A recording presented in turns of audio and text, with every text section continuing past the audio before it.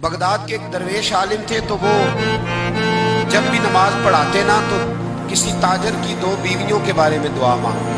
नमाज पढ़ाते तो कहते अल्लाह उस ताजर की दो बीवियों को अपनी खास रहमतें अता फरमा। एक दिन लोग उनके गिर्द इकट्ठे हो गए, कहने लगे बाबा जी बताएं तो सही वो बीवियां कौन थी जिनके लिए आप दुआ मांगे। फरमाने लगे मेरे शहर का एक ताजर था, बहुत बड़ा ताजर था, मालदार था पर बेऔलाद। उसे बगदाद से मुल्क के शाम जाना पड़ता था तिजारत करने, और कई कई महीने उसे शाम के मुल्क में रहना पड़ता था। उसने इस तरह किया कि वहाँ भी एक शादी कर दी। अब वो वहाँ कुछ ज्यादा वक्त गुजारने लगा, मालदार आदमी था, बीवी को मकान भी लेके दे दिया।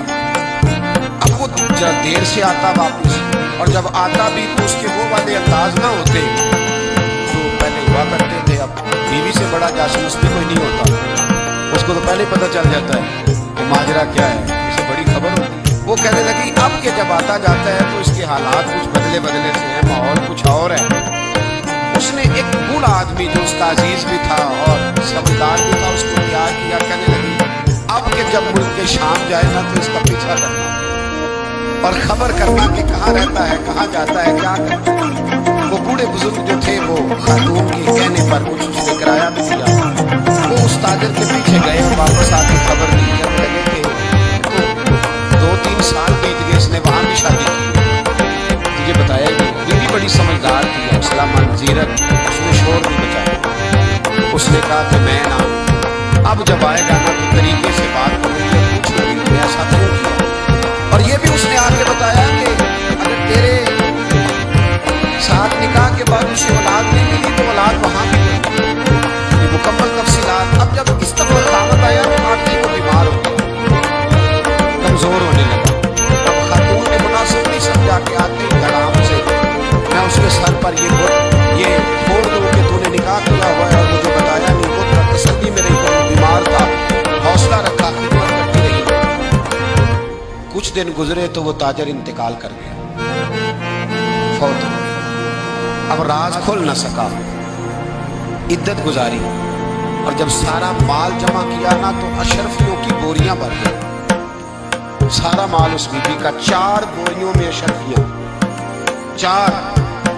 यहाँ तो पेट का दोज़ख है, माज़अल्लाह भरता ही है। हल मिन मज़ीद, हल मिन मज़ीद। वो जो कहते थे ना कि बस बाहर चला जाऊँ और बाहर मैं कुछ थोड़े से पैसे कमा के 2-3 साल में लौट आऊँगा, फिर यहाँ आके कोई कारोबार करूँगा। वो गए हैं तो वापिस नहीं आए। वो जो कहते थे ना बस मैंने इतना सा कारोबार करना है कि मकान बन जाए, उन्होंने 4 मकान भी बना लिए हैं, लेकिन ब्रेक हल मिन मज़ीद की दौड़ है।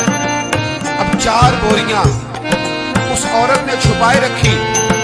कोई बंदा नहीं जानता बगदाद में कि मुल्क के शाम में ताजर की दूसरी बीवी भी है।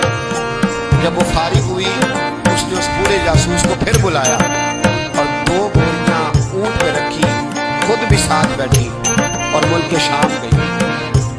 अल्लाहु अकबर। और बुजुर्ग कहते हैं मैं ऐसे ही नहीं दुआ करता। उसको जाके कहने लगी मैं अकेली वारिस नहीं हूँ, आधे की वारिस तू भी है।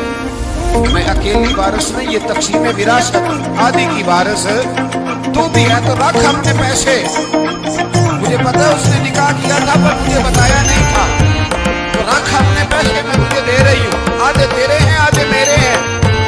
उसने नजर उठाई तो वो कहने लगी नहीं अब ये सारे तेरे ही। अगर तू अल्लाह से डरती है तो मैं भी रब से डरती हूँ। अगर तू मुस्तफ़ा करीम का कलमा पढ़ती है तो मैं भी उसी नबी की मानने वाली हूँ। अब बात क्या है, मेरा क्यों है सारा। कहने लगी 2 साल 3 साल से मेरे साथ निकाह था, उसने बताया था मुझे कि मेरी बीवी भी है और मैं गरीब थी तो मेरे वालिदैन को बताया था कि मेरी दूसरी शादी है। ये मकान उसने मुझे लेके दिया था, मेरे तमाम अखराजात को पूरे करता था, नानो नफका का ख्याल रखता था। लेकिन अब के जब वो आया वो बीमार था। उसने मुझे बताया कि मुझे तबीब ने बताया है कि मैं शदीद बीमार हूँ, शायद बच न सकूँ। तो कहने लगी वो मुझे कई लाख रुपए भी दे गया और जाते दफा मुझे तलाक भी दे गया, फारिग कर गया। कहने लगा तू जहाँ चाहे मेरे बाद निकाह कर सकती है। और कहने लगा मैं चाहता था पहली बीवी को बता दूँ, मौका नहीं बना और उसका दिल ना टूटे, बता नहीं पाया।